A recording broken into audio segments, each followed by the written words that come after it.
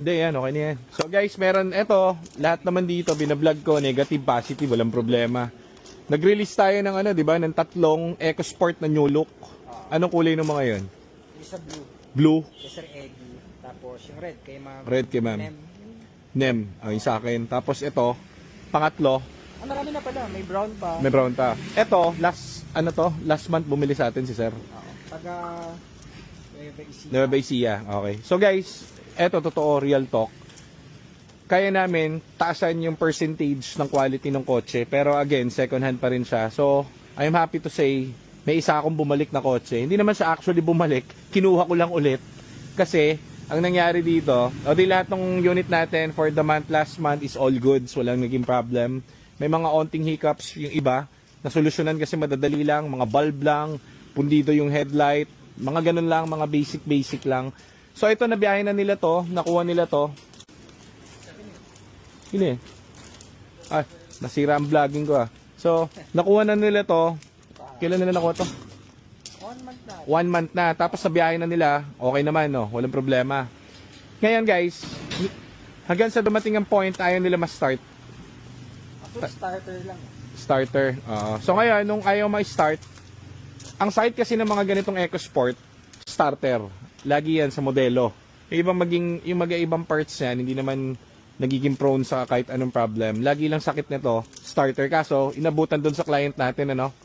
So, nung inabutan, tapos na yun guys, ha? Tapos na ang transaksyon, ha? Ano na yun, mga ilan na? 1 linggo? Mga 1 linggo. Ah, nabiyahin na nila doon. Nabiyahin na nila. Walang problem yan guys, ganun.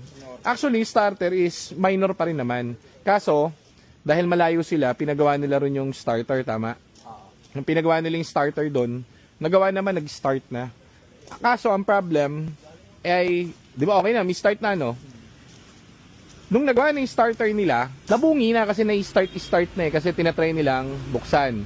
So, no excuses kami dyan. Ang gagawin namin, pinatowing namin from Nueva Ecija, papunta dito, no fee yan guys, no fee. So, walang ganong klaseng para sa akin na nagbebenta ng kotse kasi ang hinahabol ko rito, yung quality. Diba? May binayaran sila sir dito? Wala. Oh, yun yung makukuha nyo rito. Ngayon, ano naging problem niya? Explain mo Nico, dito ka. Actually, yung starter niyan, papadala na nga dapat tayo. Oh, ano yan ha? Nung tumawag sila, agad, oo. tumawag sila sa amin within siguro 7 hours. Naghanap na kami ng starter nito. Papadala na. Kaso, pinagawa raw nila kasi meron daw gumagawa doon ng starter. Oo, hindi daw nila mahintay. Oo. Nagmamadali sila. So, naman, makeshift. nagawa naman nung gumagawa. Kaso, too late na kasi nabungal na yung starter niya. Okay. So, ang ginawa ng GTA Cars kuya mo, eh di syempre, diretso, padala tayong mechanic doon. Lagyan naman nila yung mga sticker. Doon, nung nagpadala tayo ng mechanic doon, right on the spot, tapos na deal niya na, uulitin ko guys, tapos na deal niyan. Pero ganun kasi kami dito, meron kaming after service. Meron kaming ano rito, after sales. Okay. So ngayon, nung nandun na yung mechanic natin, hindi niya na rin may start, eh mahirap yun, malayo, pinatowing namin from there to dito. Then ang nangyari sa kanya guys, okay na yung starter niya, pero pinalitan pa rin natin ng bagong starter. Kaka-start sa kanya, syempre, kapag ka mga baguhan driver or mga hindi talaga enthusiast ng kotse, ang gagawin mo kapag ayaw i-start, i-start mo ng i-start. Oo, bababad siya. So, nangyari sa kanya, yung timing belt natin, nabungi. Hindi siya naputol, nabungi. Kasi, syempre, nagka-crank, nabungal yung goma. Kaya ayaw pumulak. So, yun lang ginawa namin. Pinatowing namin dito, pinaretiming namin, kahit bagong retiming siya, nung nakaalis dito, pinaretiming ulit namin ng bago. Then yan, okay na ulit. Ihahatid na ngayon ito ni Joselito. So, kita mo, wala tayong naging kaaway o ano, ang tawag dito, galit sa atin.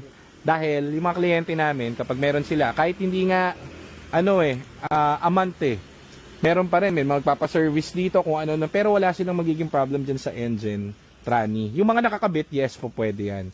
So, 90% ng kotse, ginagawa natin talagang parang at most talagang quality. Pero syempre may mga times na ganon. Imagine ilan na release natin ng last month? Marami? 38. Ang hinahabol ko guys is yung magkakaproblema. Ito yung isang nagkaproblema, sagutin natin, walang problema. Hindi siya magiging problema. So lahat ng units magiging goods. Okay? Ay, pinahiram pala natin agad ng Fortuner. Sila- Magkaka-Fortuner na ulit tayo. So pinahiram muna namin sila ng Fortuner kasi ayaw namin nakakaabala ng oras. Naghahatid. Ayan na ang ating driver service boy. Anong problema nito? Nabungi ang Timing bell. pinatowing papunta rito. No excuses. Walang binayaran. Gawa na. Walang problema sa engine, di ba? Kaso nabungal lang yun. So may mga ganun may mga instances tayo na Kahit bago yung belt. kahit bago yung belt, bagong retiming niya. O di pinalitan ulit natin belt, o di okay na. Anong nangyari pala dyan, boss? Oh. Hindi naman talaga na dapat masisira. Oh. Pinagawa yung starter. Oo nga, yun nga. Start nang in-start. Oh, yun nga. Pero no excuses yun. Kasi syempre, ay, umi-start Di i-start mo i-start. No excuses yun. Kumbaga, sinasabi ko sa inyo na in reality, sa dami ng re-release natin, meron naman, hindi mo mape-perfect na lahat yan masaya. Meron diyang isa na magkakaroon ka ng aberya. Yun ang inaantay ko. Kasi pag nagkaroon ng aberya, lagi tayo nandun. Kapag lagi tayo nandun, edi lahat tayo masaya kasi silang gagastusin. O, di ba? O, di ready na ulit to. Deliver mo na sa Nueva Ecija. Kukuhanin mo yung Fortuner natin. Dapat magagawa mo doon. Kaso lang, gabi na kasi nung dumating ka. Ang layo no? Layo. O, shoutout kila sir. Shout out, sir. Dideliver ko na to Bukas. Walang problema yung engine na. Nabungi sir yung goma.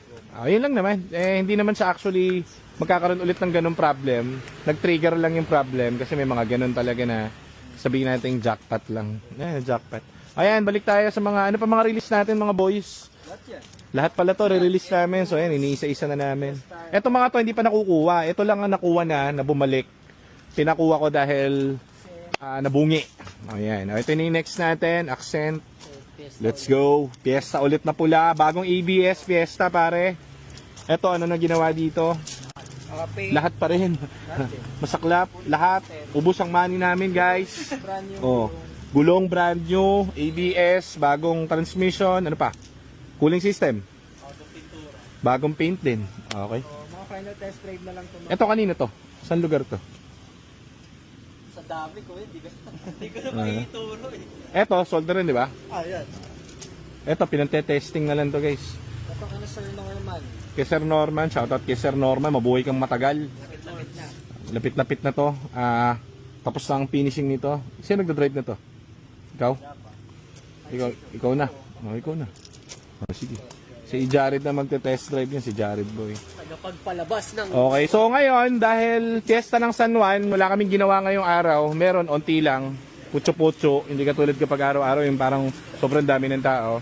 Kasi, fiesta ng San Juan, may basaan, takot lahat pumunta rito. fiesta sa parang dito yung fiesta. Parang dito yung fiesta kasi ng San Juan pagdating. Ayan, so yun lang. Tapos, ano pa ba? Mamaya, ibablog ko yung kay Sir Alfredo. Kay Sir, Alberto. Kay Sir Alberto, andito yung family niya. Nakabili sa atin 6 months. 8 months na yata yan. Ano pala yan? Matindi. Hindi, kinuwento ni ma'am nung asawa eh. Sabi ko sa'yo, hindi marunong yung si Sir Alberto nung kinuha niya yung unit niya, hindi pa marunong mag-drive. Tapos pala, nagbalikan pala sila from, Ilocos yata o Ilocos o Iloilo. Balikan pare, balikan kasi may negosyo pala sila ron. Nakailang biyahe na sila ata. May negosyo pala sila ron. Ang negosyo nila ano tawag dito? Yung ice cream, yung ganun. Meron daw silang 3 branch doon. Kaya pala sila pabalik-balik. Roughly isang taon. Roughly isang taon na ba yun? Ba't parang ang bilis? Sir Eric na kanina. Isang taon na ba yun? Oo nga, si Sir Eric nga, yung kanina 5 months na, no? Sir, kaka-PMS Pagawa ng trali. Hindi, 5 Oo. months na yung huling PMS nito. Ito nga guys, di ba isang taon na. Biruin mo guys, yung EcoSport niya, binyahe niya yan, pabalikan, long drive pare. Walang problema. Sabi ng misis niya, ang sarap i-drive, wala akong masabi. Kaso, alam mo kung ano naging problema ngayon? Kaya sila nandito pare. Hinat kita daga.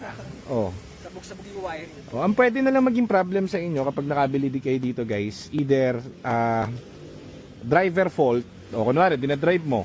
Hindi mo alam ngayon, wala ka na palang tubig. Kaya lagi nyo titignan ng tubig ng kotse. Lahat naman ng brand yan. Pangalawa, yung mga ang tawag dito? Axop, hindi naman, Axop Nature. Kunwari, katulad ni pangalan Sir Eman. Pinang 4x4 yung pyesa, di may tinamaan sa ilalim. Puro bato. Binahin late eh. Biyaheng Leyte. So, sobrang rough road. Tumama yung ilalim. Yung mga ganun na lang. Ano ba, yung sa kanila naman, Aksop, mouse yata yun, kinagat ng daga. Oh. Ano yung talagang ano guys, yung wiring ano, nilamon talaga ng ano. Ang ginawa, Ano eh, sila po tayo talaga ng daga. o ngayon, ang ginawa, Pinagsasagad pa yung kuryente. ang ginawa nila, kumuha sila ng electrician doon, pinagdugtong-dugtong. Pinadala rito, o dinadala ngayon nila rito. Ngayon dito, lahat nung binebenta namin, kaya namin i-support. Kahapon sila pumunta, hindi kinaya kahapon dahil lakas ng ulan kahapon, sa kaya tinroubleshoot pa namin yung mga pinagkagatan ng daga. Pinalitan namin ng buong harness. Tapos, yun lang. All goods na sila, babiyahin na ulit sila at uuwi, magaganon-ganon ulit yata sila eh. Oo, panta. Dala nila yung gamit nila. O, di ba? Unlike dun sa mga dumarating guys dito nung nagpapa-service na lagi namin binibidyo, para lang alam nyo, dumarating dito, ano pinapagawa? Transmission, engine. Yung mga dumarating sa atin dito, kinagat ng daga, nabundol. Ano ba? Ano ba yung ano? Ano ba yung mga exage na ano, pumunta rito? Papagas sa may Nagpagas ng may tubig, pare. Oh. Sa bato. Tumama sa bato, sa gate. Oh. Ano pa, wala pang nahulugan ng buko eh. Pero ano, Meron nakakabangga ng mga Toyota. Hindi meron pero hindi Yung galing Innova. dito. Yan, nahulugan. Nahulugan daw ng puno, yung ano, kotse. bumagsak daw sa ano. O, may, Si Sir Francis, nabangga naman ng Innova, oh. Yung Merced, bumulong yung EcoSpec. Oh. Meron, maraming ganyan. Kaso, dito guys, again inuulit ko guys, tapos na yung transaction dati pa.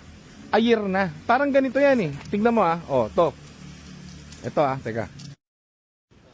Oh, kunwari ito guys oh. Ito si Nico, second hand yung iPhone. O, binenta sa akin ngayon, pare. Benta mo sa akin, pare.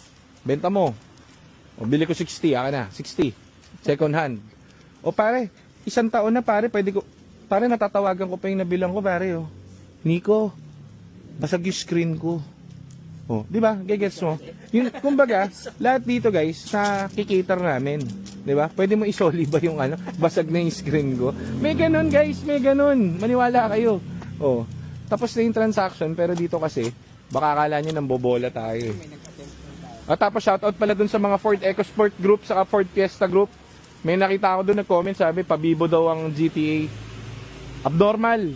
Paano ako magiging pabibo? Paano ako magiging pabibo eh? Wala naman akong pinopost na for sale dyan o for repair dyan, abnoy. So, hindi kami pabibo, nagbablog lang tayo kasi yung mga tao pumupunta rito, tinutulungan namin kung paano yung diskarte at gagawin. Wala naman kaming in-endorse na paggawa ka sa amin, bumili ka sa amin, wala kaming ganun. Wala kang makikita post namin eh. So, hindi kami pabibo. Hindi nga tayo repair shop, sila pupunta dito. Oo. Ibig sabihin, yung mga nakakita lang ng video na kasi ang plano ko lang talaga mag ano, 'di ba? Umpisa sa ECB bulb, sa EcoSport. Para lang alam nila na Oo. kesa magkulit sila. Nag-umpisa yan, guys. Kaya may pupunta yung mga tao dito. Nabuwisit ako kasi ang mahal-mahal lahat ng ikukwento ko nga. 'Di ba may alam mo yun yung dalawang tibo? Yung galing Subic. Dalawang ano, Yung parang Sila, ma'am. Ata, hindi ko alam eh. Or Oo. Sila, Sila, yung basang-basa sa pawis kasi Oo. 3 buwan na daw nila. mag-ano yun, mag-partner sila. Mag-partner sila, pumunta rito. Galing sila Subic. Pagpunta rito, pawis na pawis oh. Summer, di ba? Sabi ko, ma'am, ba't ano nangyari? Ba't init ng ano nyo? Ayaw buksan yung aircon. Ayaw, hindi po namin mapagawa yung aircon kasi sinisingil kaming ano, magkano? 40. Oh. Hindi yun ang papagawa nila rito guys ha. Pinapatingin nila yung EcoSport nila. Ngayon, hindi yung aircon. Sabi ko, ma'am, gusto nyo gawin ko yung aircon. Oh, magkano ang bayad nyo sa aircon? 2,000 ho. Eh kasi, hindi ka naman nag-iisipin nun. Yung pyesa lang ang pinabayaran namin. Eto ma'am, gawin natin para hindi kayo uuwing pawis na pawis. 3 buwan Oh, daw up. yung gamit na gano'n. Oh, di ba 3 buwan? Grabe naman yun. O di ngayon, anong nangyari guys? Nung nilabas ko yung video ng ECB, ang dami na kayo nagpa-ECB. Nalaman na nila na hindi pala compressor lang ang papalitan. O, doon nag-umpisa yan. Yo, naging ano na tayo. Tapos bigla nang dami tao dumarating dito, ang dami oh. Oh, boss, pwede ba ako pagawa ng ano, trano? Oh, sige. Oh, sige. Eh yung iba kasi guys, galing pang malayo. Galing may pumunta rito, galing Babuyan Island eh. Puta, ewan ko paano yun eh. Sir, ano, galing akong ano, eto sa Cagayan. O hindi mo naman pwedeng ano, tatanggihan. O di syempre gawin mo na ngayon. Naigahe dito yung kotse pero hindi na Kwento namin guys. Kaya tandaan nyo, siguro mas maganda doon ka bumili sa taong hindi nag-endorse ng kotse, saka doon ka magpagawa sa taong hindi nag-endorse ng repair. Okay? O yan, GTA. Yan muna mga kwento natin ngayong gabi at chika. Ang haba ng vlog ko. Thank you very much.